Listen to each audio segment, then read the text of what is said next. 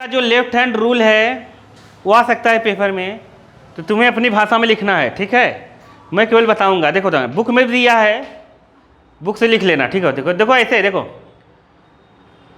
Thumb, ये कौन सी finger होती है जानती हो? कौन सी?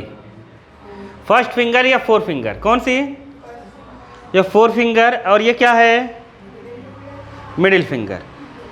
फोर फिंगर, मिडिल फिंगर और थंब को, तीनों को ऐसे स्ट्रेच करो कि एक दूसरे के 90 पर हो। कैसे हो? 90 पर। तो तुम लोग को पढ़ाया ही गया होगा बचपन में, 10th में, फादर मदर चाइल्ड। फादर का मतलब फोर्स, मदर का मतलब मैग्नेटिक फील्ड, चाइल्ड का मतलब करंट। चाइल्ड का मतलब करंट। लेकिन बालक, यहाँ चाइल्ड का मतलब पॉजिटिव चार्ज की डायरेक्शन है। क्या है? बात को समझो। जिधर पॉजिटिव चार्ज जाता है उधर ही करंट जाता है। एक दिन बताया था मैंने स्टार्टिंग में इसके बेसिक में, जिधर पॉजिटिव चार्ज जाएगा उधर ही क्या जाएगा? करंट जाएगा। नहीं समझे क्या? आ गया कि नहीं आया? आ गया ना? तो हमेशा याद रखना, जब तीनों परपेंडिकुलर हैं, तीनों परपेंडिकुलर हैं, तो हमेशा याद रखो कि ये क्या था? मैग्नेटिक फील्ड अगर x की डायरेक्शन में है, किस में? x में। और क्या? और क्या? और क्या था? वेलोसिटी। वेलोसिटी भी y की डायरेक्शन में है, तो पक्का जो चार्ज जाएगा वो z की डायरेक्शन में जाएगा। किधर जाएगा? z की डायरेक्शन में। वेलोसिटी ऐसे है तो चार्ज पे लगने वाला फोर्स z की डायरेक्शन में होगा। चार्ज पे लगने वाला फोर्स z की डायरेक्शन में होगा। समझ नहीं पाए तुम लोग? नहीं समझे? तीनों एक दूसरे के परपेंडिकुलर हैं।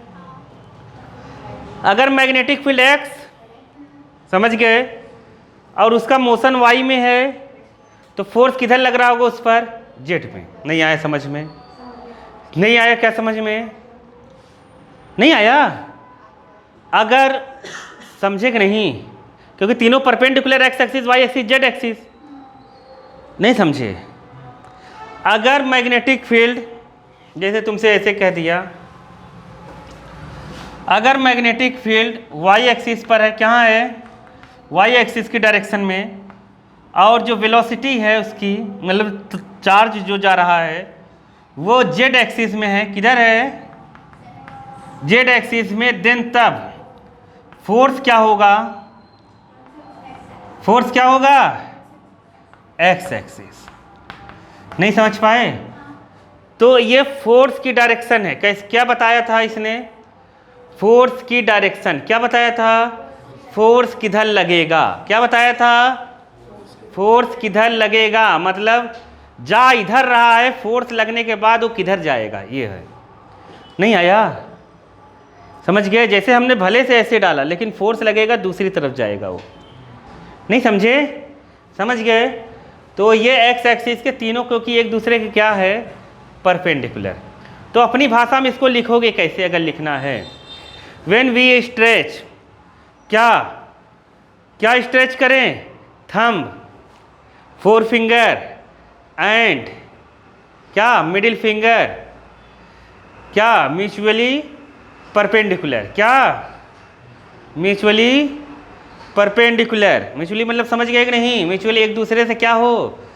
90 डिग्री पे हो। Of left hand, of left hand, left hand के मिडिल फिंगर, फोर फिंगर और थंब को ऐसे स्ट्रेच करें कि वो एक दूसरे से क्या हो? परपेंडिकुलर। समझ गए? एक दूसरे के परपेंडिकुलर हो। समझ गए कि नहीं समझे? नहीं आया? नहीं आ गया ना? इफ, फिर उसके बाद लिखो इफ थंब किसको रिप्रेजेंट करें? If thumb represented by force and force, नहीं थंब को फोर्स मत करो, रुको, थंब को हटाओ। ये क्या है? Four finger. If four finger represented by क्या? Magnetic field. मिडिल फिंगर किसको रिप्रेजेंट करेगा?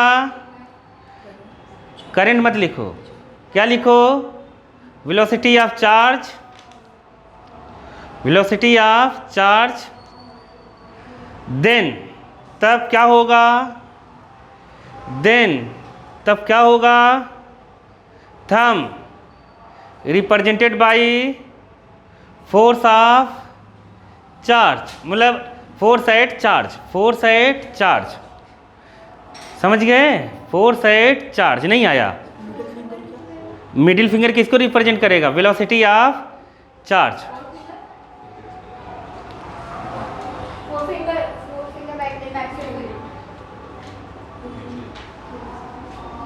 समझ गए कि नहीं, नहीं आया क्या? अरे अपनी भाषा में नहीं बना के लिख पाओगे?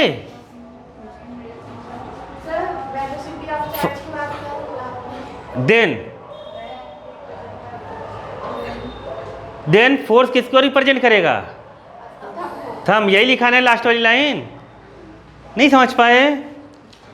तब ये थंब किसको रिप्रेजेंट करेगा, फोर्स एट चार्ज। समझ गए कि नहीं?